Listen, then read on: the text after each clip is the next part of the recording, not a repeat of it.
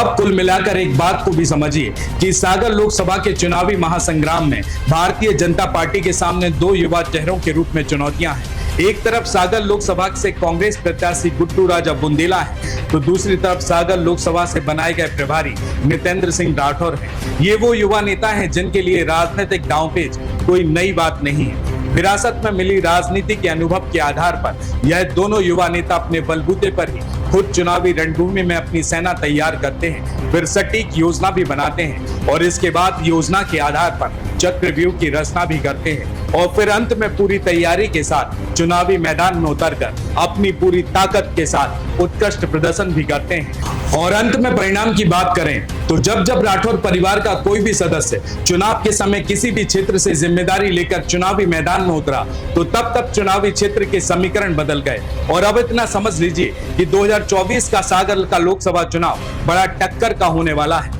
एक तरफ भारतीय जनता पार्टी की प्रत्याशी अपनी पूरी ताकत झोंकेंगी तो दूसरी तरफ कांग्रेस का प्रत्याशी। लेकिन इस चुनावी खेल में कौन जीतेगा और कौन हारेगा इसका फैसला तो जनता ही चुनावी परिणाम में दिखाएगी। लेकिन इतना तो तय है कि जब तक 7 मई को मतदान नहीं हो जाता तब तक सागर लोकसभा की सियासत की रणभूमि के युद्ध में मजा तो बहुत आएगा। So keep watching Republic Sagar media and don't forget subscribe our channel. आज तो हम सिर्फ और सिर्फ सागर लोकसभा क्षेत्र की बात करेंगे। वैसे तो 1996 के लोकसभा चुनाव के बाद सागर लोकसभा भारतीय जनता पार्टी का मजबूत गढ़ बनी हुई है।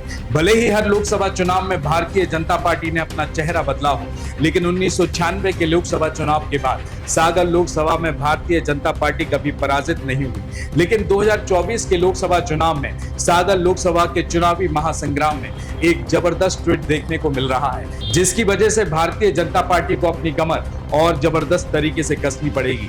नहीं तो चुनावी परिणाम में कुछ भी हो सकता है, क्योंकि सागर लोकसभा के 2024 के रण क्षेत्र में दो नौजवान अपनी पूरी ताकत झोंकने के लिए जा रहे हैं। एक नौजवान जिसका नाम गुड्डू राजा बुंदेला है, इनको तो आप जान ही चुके होंगे, क्योंकि कांग्रेस ने इसी चेहरे को सागर लोकसभा क्षेत्र से अपना प्रत्याशी बनाकर चुनावी रणभूमि में उतारा है। गुड्डू राजा बुंदेला की हम बात करें तो इन्हें राजनीति विरासत में ही मिली है, क्योंकि इनके पिता सुजान सिंह बुंदेला कांग्रेस के वरिष्ठ नेता के साथ साथ सांसद भी रह चुके हैं। खैर, इनके पिता सुजान सिंह बुंदेला के बारे में हम कभी फुर्सत में बात करेंगे, लेकिन आप इतना समझ लीजिए कि गुड्डू राजा बुंदेला राजनीतिक सियासत के अनाड़ी नहीं बल्कि बेहद माहिर खिलाड़ी है। नमस्कार, मैं हूं आपके साथ में भूपेंद्र सिंह और आप रिपब्लिक सागर मीडिया के साथ में।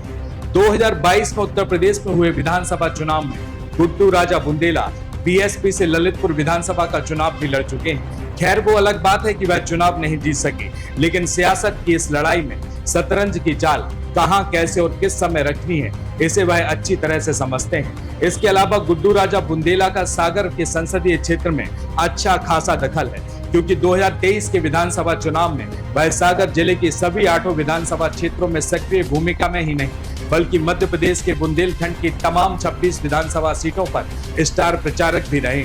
इसका मतलब साफ है कि अगर भारतीय जनता पार्टी ने इन्हें हल्के में लिया और गंभीरता नहीं दिखाई तो चुनावी परिणाम कुछ भी हो सकता है। और यही कारण रहा कि कांग्रेस ने 2023 के विधानसभा चुनाव के दौरान ही गुड्डू राजा बुंदेला को मध्य प्रदेश कांग्रेस का महामंत्री बना दिया था। और अब ये बात भी हम कर लेते हैं कि भारतीय जनता पार्टी को आखिर सागर लोकसभा में सतर्क रहने की आवश्यकता क्यों पड़ने वाली है, जबकि सागर लोकसभा सीट भारतीय जनता पार्टी का ही गढ़ मानी जाती है। एक कारण तो मैंने आपको बता ही दिया, अब दूसरा कारण भी सुन लीजिए। कांग्रेस ने सागर लोकसभा सीट से जिस युवा नेता को प्रभारी बनाया है वह है पृथ्वीपुर विधानसभा के विधायक नितेंद्र सिंह राठौर। जैसे मैंने आपको पहले बता दिया था कि कांग्रेस से सागर लोकसभा क्षेत्र के प्रत्याशी गुड्डू राजा बुंदेला को राजनीति विरासत के तौर पर मिली है, तो ठीक इसी प्रकार सागर लोकसभा क्षेत्र के प्रभारी बनाए गए पृथ्वीपुर विधानसभा के विधायक नितेंद्र सिंह राठौर को भी राजनीति विरासत के तौर पर ही मिली है, क्योंकि इनके पिता स्वर्गीय बृजेंद्र सिंह राठौर कांग्रेस सरकार में मंत्री रह चुके हैं। अगर थोड़ा हम पीछे चलें तो नितेंद्र सिंह राठौर के स्वर्गीय पिता बृजेंद्र सिंह राठौर की राजनीति से जुड़ी एक जानकारी भी हम आपको बताना चाहते हैं। कांग्रेस से बृजेंद्र सिंह राठौर ही एक ऐसे इकलौते नेता थे जिन्होंने अपनी विधानसभा क्षेत्र में भारतीय जनता पार्टी की जमानत ही जब्त करा दी थी। जी हां, 2018 के विधानसभा चुनाव में पृथ्वीपुर विधानसभा से भारतीय जनता पार्टी के प्रत्याशी अभय प्रताप सिंह को सिर्फ 10,000 वोट मिले थे। इसके अलावा बृजेंद्र सिंह राठौर 2 बार के तो निवाड़ी विधानसभा के निर्दलीय विधायक चुने गए।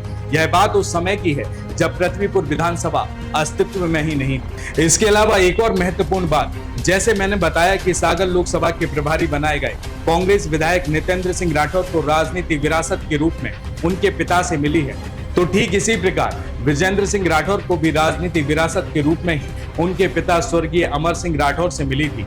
यानी कि अमर सिंह राठौर नितेंद्र सिंह राठौर के दादाजी हैं। अमर सिंह राठौर एक स्वतंत्रता संग्राम सेनानी थे और साथ ही साथ कांग्रेस के वरिष्ठ नेता भी रहे। वैसे तो पृथ्वीपुर विधानसभा टीकमगढ़ जिले में आती है, लेकिन इस राठौर परिवार का सागर जिले में अच्छा खासा प्रभाव है। शायद ही है कि कोई इस परिवार को ना जानता हो, और यही कारण था कि जब मध्य प्रदेश की दमोह विधानसभा सीट पर उपचुनाव हुआ था तो इसी परिवार को अहम और महत्वपूर्ण जिम्मेदारी दी गई। तो अब कुल मिलाकर एक बात को भी समझिए कि सागर लोकसभा के चुनावी महासंग्राम में भारतीय जनता पार्टी के सामने 2 युवा चेहरों के रूप में चुनौतियां हैं। एक तरफ सागर लोकसभा से कांग्रेस प्रत्याशी गुड्डू राजा बुंदेला है, तो दूसरी तरफ सागर लोकसभा से बनाए गए प्रभारी नितेंद्र सिंह राठौर है। ये वो युवा नेता हैं जिनके लिए राजनीतिक दांवपेच कोई नई बात नहीं है। विरासत में मिली राजनीति के अनुभव के आधार पर यह दोनों युवा नेता अपने बलबूते पर ही खुद चुनावी रणभूमि में अपनी सेना तैयार करते हैं, फिर सटीक योजना भी बनाते हैं और इसके बाद योजना के आधार पर चक्रव्यूह की रचना भी करते हैं और फिर अंत में पूरी तैयारी के साथ चुनावी मैदान में उतरकर अपनी पूरी ताकत के साथ उत्कृष्ट प्रदर्शन भी करते हैं। और अंत में परिणाम की बात करें तो जब जब राठौर परिवार का कोई भी सदस्य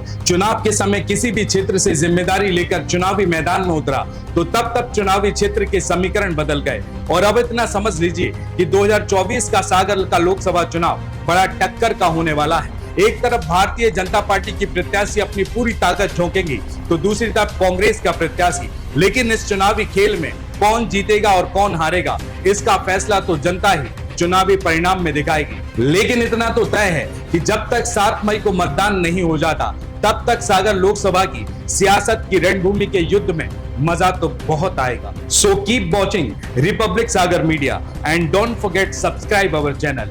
जय हिंद, जय भारत। रिपब्लिक सागर मीडिया को सब्सक्राइब अवश्य करें और आप हमारी आने वाली सभी वीडियो को देखना चाहते हैं तो आपको उसके लिए घंटी जरूर दबानी पड़ेगी ताकि आपको सभी वीडियो की नोटिफिकेशन समय समय पर मिलती रहे। रिपब्लिक सागर मीडिया पर जो भी वीडियो आएगा वह सच की कसौटी पर कसकर ही आएगा।